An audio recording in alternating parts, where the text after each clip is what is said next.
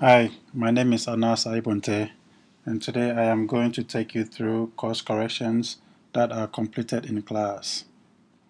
I will be assessing and evaluating a given scenario as if they are occurring live halfway into a course I created.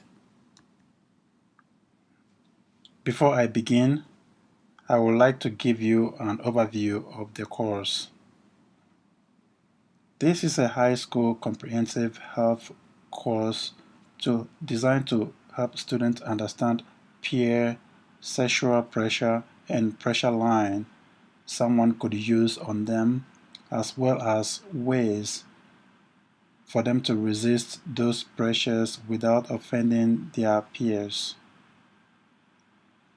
The course involves multimedia components such as collaboration, interactives, watching short videos, and also students would respond to a real-world scenario by way of creating a funnel project like script writing, video creation, and poster boards as a summative assessment.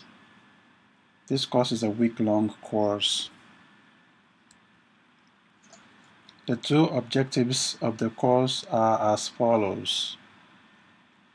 The students will be able to examine barriers of peer and sexual pressures and develop healthy ways to say no by using appropriate and kind words to resist any form of peer pressure by the end of the unit.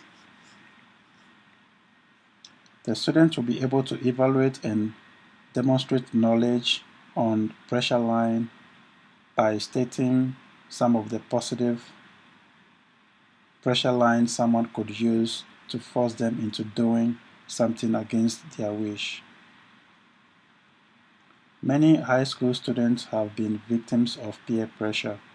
Therefore, this course is designed to help them make better decisions around peer pressure. Almost all the students taking this course have experienced peer pressure or know someone who has been victimized by peers prior to this course. This is why it is essential for students to connect this learning experience to the real world to help them make good choices around peer pressure in their lives. I named this course The Unwanted Pressures Among High School Students. In this course, the students would be reading articles, watch short video on YouTube, respond to an original discussion question, respond to at least one classmate's post, collaborate with peers, and create a funnel project as a summative assessment. The given scenario is that while students are taking the course, I monitored their participation and progress by conducting quantitative and qualitative research on them.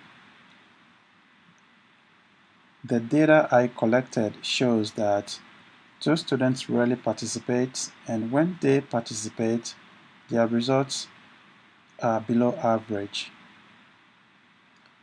Since we are halfway through the course, it is advisable to use in-class corrections to modify the course to meet the needs of those two students before the end of the course.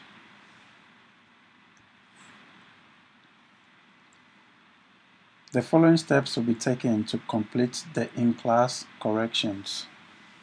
Step 1. Instructor-student interaction. One way that instructors increase students' learning is through positive communication behaviors in the classroom to help to build a satisfying relationships. Students highly engage in learning when they know their instructor cares about their progress. As an instructor, I think it is essential to have a good connection with students to promote engagement motivation, and encouragement. I will encourage those two students to communicate frequently with me, especially anytime they feel they need help. Step 2. Encourage collaboration. Another way to increase students' participation and learning is through collaboration and cooperation. I will encourage the two students to get involved more with the discussion board in order to promote active learning so that the two students can learn from their peers.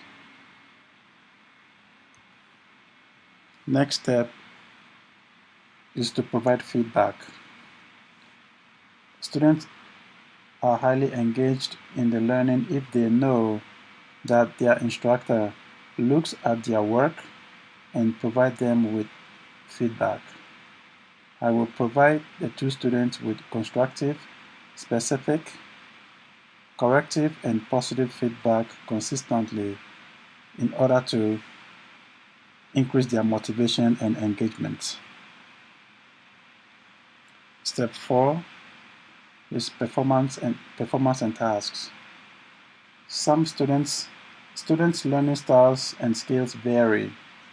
Some are fast learners, others need extra time, and others also learn visually. I will check to see if the tasks provided are too challenging for the two students and make the necessary corrections and adjustments. Remember that when tasks are challenging to students, it limits their level of engagement and participation. I will also find out if they need more time to complete a task, and also find out which learning styles benefit them the most and incorporate those learning styles and into the course to increase students' participation and satisfaction. Step 5. Self-evaluation and reflections. This is a powerful technique for supporting students' involvement in their own learning while also helping instructors gain important information for instructional decision making. I will give the whole class the opportunity to self-evaluate and reflect on their performance. I will then compare the two struggling students' reflections to that of the other students to find the trend. I believe that after utilizing these 5 strategies, I may find the cause of the problem and correct it immediately for those two students to be successful in the other half of the course. Here are the resources that I used to complete my scenario, and thank you so much for watching.